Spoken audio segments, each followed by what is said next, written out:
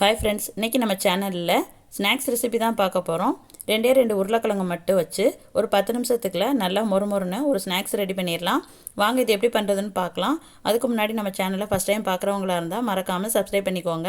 இந்த ஸ்நாக்ஸ் செய்கிறதுக்கு 2 உருளைக்கிழங்கு எடுத்துகிட்டு தோல் நீக்கி கழுவி எடுத்து வச்சுருக்கேன். அதை துருவி எடுத்துக்கோங்க. ஒரு பாத்திரத்தில் துருவி அதை சேர்த்துக்கோங்க.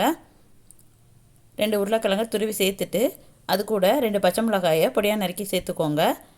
அதுக்கப்புறம் கொஞ்சமாக கொத்தமல்லி சேர்த்துக்கோங்க.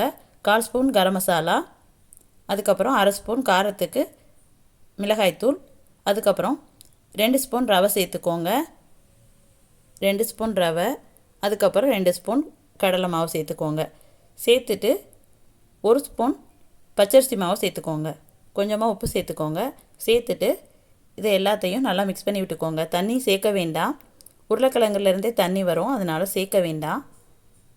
அந்த உருளைக்கிழங்குலேருந்து தண்ணி விட்டு வரும், அதனால் தண்ணி எதுவும் சேர்க்காமல் இந்த மாதிரி எல்லாத்தையும் பிசைஞ்சு எடுத்துக்கோங்க. இந்த மாதிரி போண்டா போடுற பக்குவத்துக்கு மாவு ரெடி பண்ணிட்டோம். இப்போ அடுப்பில் ஒரு கடாய் வச்சு எண்ணெய் காய வச்சு இதை பொரிச்சு எடுத்துக்கலாம். அடுப்பில் ஒரு கடாய் வச்சுக்கோங்க.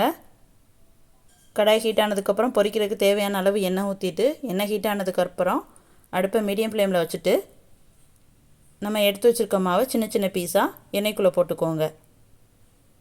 இந்த மாதிரி சின்ன சின்ன பீஸாக போட்டுக்கோங்க. சின்ன சின்ன பீஸாக போட்டுட்டு 1 நிமிஷம் அப்படியே விட்டுருங்க. அதுக்கப்புறம் திருப்பி விட்டுக்கலாம். ஒரு 2லேருந்து 3 நிமிஷத்துக்குள்ளே வெந்து வந்துடும். 1 நிமிஷம் அப்படியே விட்டுட்டு இப்போ திருப்பி விட்டுட்டோம்னா ஓரளவு வெந்திருக்கும். இன்னும் செவந்து வரட்டும். இந்த மாதிரி செவந்து வந்ததுக்கப்புறம் எடுத்து ஒரு பிளேட்டில் மாற்றி வச்சுக்கலாம்.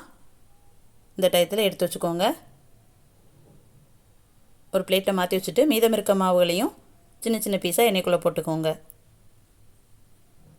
இந்த மாதிரி சின்ன சின்ன பீஸாக போட்டுக்கோங்க.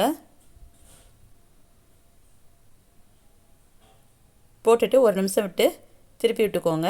நல்லா செவந்து வந்ததுக்கப்புறம் இதையும் எடுத்து ஒரு பிளேட்டில் மாற்றி வச்சுக்கலாம். செவந்து வந்துருச்சு. இப்போ இதை மாற்றி வச்சுக்கோங்க. ரெடி ஆயிடுச்சுங்க. சிம்பிளாக 2 உருளைக்கிழங்கு மட்டும் வச்சு வெங்காயம் எதுவும் கூட சேர்க்காமல் ஒரு மொறுமொறுன்னு ஸ்நாக்ஸ் ஒரு 10 நிமிஷத்துக்குள்ளே ரெடி பண்ணிடலாம். நீங்களும் இதே மாதிரி செஞ்சு பாருங்கள். பிடிச்சிருந்தா லைக் பண்ணுங்கள். பாய்.